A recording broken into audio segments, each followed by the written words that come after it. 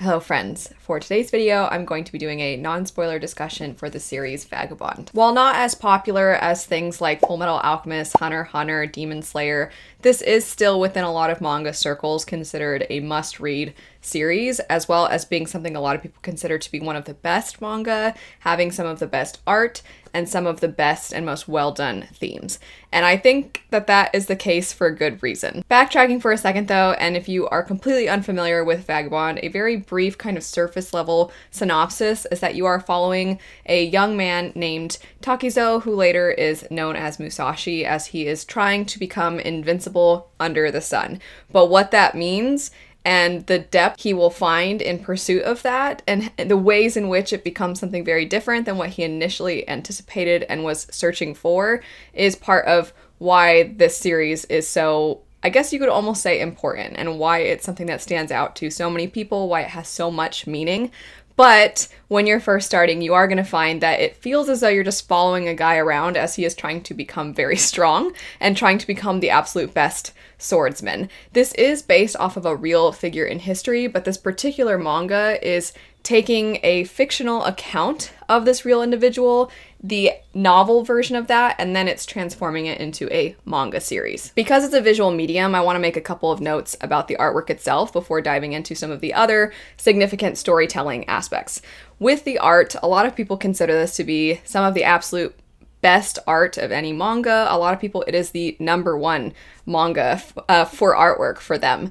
And when I first started it, I was impressed with the art. I did think it was beautiful, and it's also a style that's much more realistic. But I found that about halfway through the series that I was taking so much longer to read one volume to the next, because I just kept stopping to look at all the details, and I would go back and flip through and look at the various different panels just to appreciate this art. And I think that that says something of the artist's skill. You're not just reading the text bubbles and trying to get the story. And I'll add that you don't just get the story through the text bubbles anyway. You also get so much of the story through the artwork itself, through the subtle ways in which a character will make a certain expression, or their posture in certain moments, or what's happening in the background. There's just so many little details, and I think that you could easily go back and read this again. And of course, with a lot of stories, when you reread them, they have a different amount of value to you. You notice certain things that you didn't notice before, but I think that you will also likely, once you have the certain themes in the story known to you, and once you've taken in everything, then to go back and notice all those little details in how the panels are done and the angles that are chosen and the way in which the fighting style is shown, it just keeps getting better and better, but has that rereadability factor as well. By the 11th bind-up, I was like, I don't even want to keep going in a weird way, because I know it's going to be over soon, and I'm not ready for it to be over. And I'm just talking about the artwork. I'm not even talking about all of the really heavy, impactful moments. It was just, the art is so good, and that 11th bind-up has some of the best panels of any manga, and it was just panel after panel after panel. That was so, it was so good. It was so amazing. It's such impressive art, even if you are somebody who maybe you're not typically picking up manga for the art. Maybe you just really like the way in which the stories are told, or maybe the humor is what pulls you in, or maybe you just like the kinds of themes that you generally find in manga versus other types of stories and mediums. Even if that's you and you don't care that much about the art is so good in this that you will, I don't know, I just think that it's one of the, I'm just gushing. It's worth picking up for the art alone.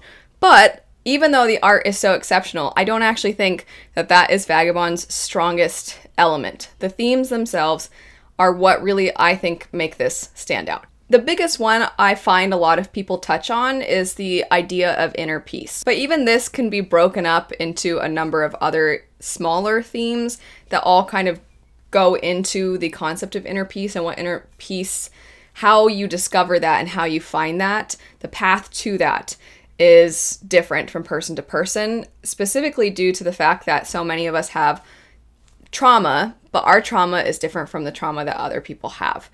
And also the way in which we were raised, our environments, how that played a role and how that impacted our personalities, how those things mesh together and then lead us one way, and how we kind of have to come back to ourselves, kind of find that, you could say hand in hand, inner child and inner peace, because there is that innocence when you're a child, there's that wonder toward the world, and somewhere along the way we get so caught up in what the world expects of us, we get so caught up in what we're told we're supposed to be, how we're supposed to act, what we're supposed to do. We get so consumed by that and the pursuit of that we forget to actually find what's important in life. And because this is historical, there's also the additional added element of what was valued at that time. And it is kind of a critique of a lot of the things that were valued in that society at that time. This manifests in different ways for various different characters. For some who reach an old age, you see what it does to a person when they've never been able to let the past go, and when they keep clinging to hatred, what that turns them into, versus a different elderly individual who did long ago learn to let those things go, to not turn to violence first, but rather to kindness. There's a great quote about how strength always bends to kindness, and there's a lot of quotes about how the strongest individuals are the ones that are the kindest. There's also really impactful moments when a character who's always seen himself as being this demonic child and being this beast of a person, when they are called gentle, what that does to them and how it kind of initially shocks them. And when you see people treating them with kindness, you see how it affects them. Part of the reason that kindness is not in the equation for a lot of individuals, specifically oftentimes our main character, is because of the expectations, like I was talking about before, that are placed on them by society and their environment. With our main character specifically, you get glimpses throughout the series of what their upbringing was like, how their village treated them, how their father treated them, and you don't always get specifics. But in some ways, the specifics aren't really important, because a lot of times in life, and I think it's kind of a great reflection of our own experiences, a lot of times in life, you meet people where they are now, which is a product of what's happened to them in their past. And you might get glimpses of what happened to them if they do choose to share, or you might find out certain things, but you can't experience their life with them. And this idea of meeting a person where they currently are, that is reflected in where you meet Musashi and where he is in his life at this time and what he values. And you as the reader can see very clearly that the path that he is on is not going to change what has happened in his past. Becoming strong now doesn't change the fact that he was weaker before, or that there were people more powerful than him. It doesn't change the fact that bad things happened. And a lot of times the characters in the story, especially our main character, are almost frustrating to watch, because they keep looking for answers in the wrong places, and they keep on holding to this anger and this hatred and this desire to be strong and this tendency toward violence. And a big thing that ends up happening, and that you see over and over again, and that our character slowly starts to see, is the idea that violence begets violence. That just because you have witnessed other things that are violent in nature, and because you were mistreated, and because that is the precedent that has been set, does not mean that continuing that is going to somehow change things.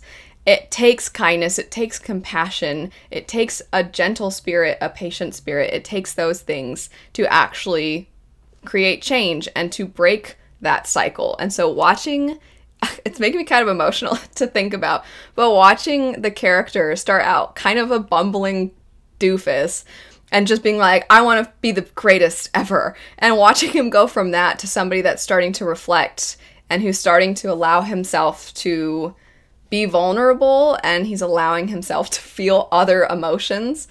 It is very, very emotional. It's kind of an emotional journey, to sound really cheesy. There are also a lot of themes about abandonment in the story, a little less with our main character, but more so with some of our side characters, and what that does to a person.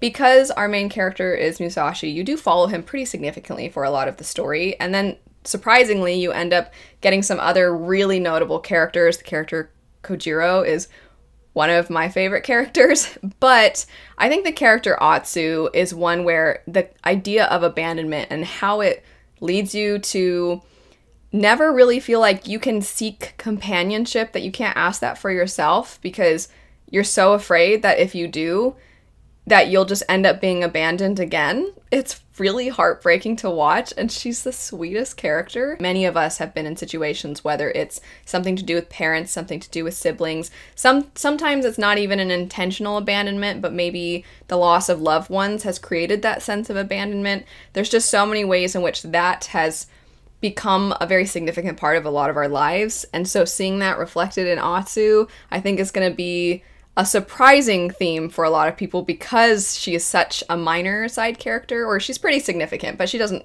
get a lot of screen time, I'll say.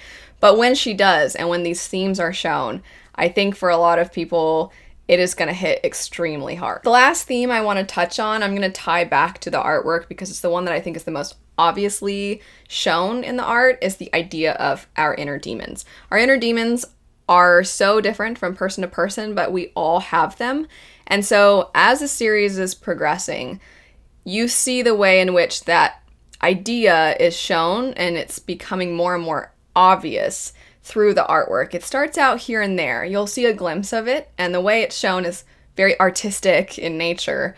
And then later on, it's so pertinent and so obvious, and I think that's a great way to depict how much the character is starting to recognize that he even has inner demons and that other people have inner demons, and his efforts to push those aside and to do the other themes that I was mentioning, to do things like letting go of the past, of letting go of your pride. And it's so well done. So much of what I've been discussing takes a lot of time to set up. And I've mentioned that the payoff is satisfying. I've mentioned the way that the character grows throughout the series, but he starts out kind of frustrating. So you could say that a criticism of this is just the pacing.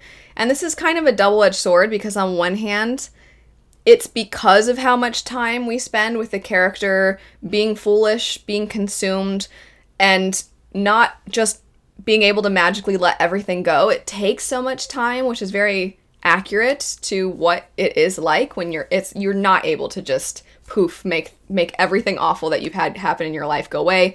You're not able to just let go of your pride immediately. It takes time. And as a result, that means that you're going to follow this character, and he is going to be aggravating and really hard-headed for so long. His skull is so thick for so long, and I was getting frustrated because I a little bit was thinking, so when is this going to be impactful? When is this going to be moving? The end of the first arc, you see it. You see, oh my gosh, I see Luna has thoughts, my dog. You see aspects of him starting to shift and change and grow and learn, and you're like, oh good. And I was thinking we were going to see that growth throughout the series pretty consistently, but it's not really. It's like he starts out having this aha moment, and then there's other parts of the series where he has aha moments, and then other things will happen where it feels like he just forgets about it, or he didn't really internalize it. He heard it, but he doesn't quite have it yet. And so you're like, when is he gonna learn? And he's reckless. And his recklessness causes other people to die. It's very frustrating. And he's not the only one. There are other characters that you see, and their desire to be something, their desire to fit a certain ideal. I'm specifically talking about the character Matahachi. They are so frustrating. So many characters over and over and over again. You're like, all these people fighting all the time, and when is somebody gonna stop and think like, do I need to do this? Probably not.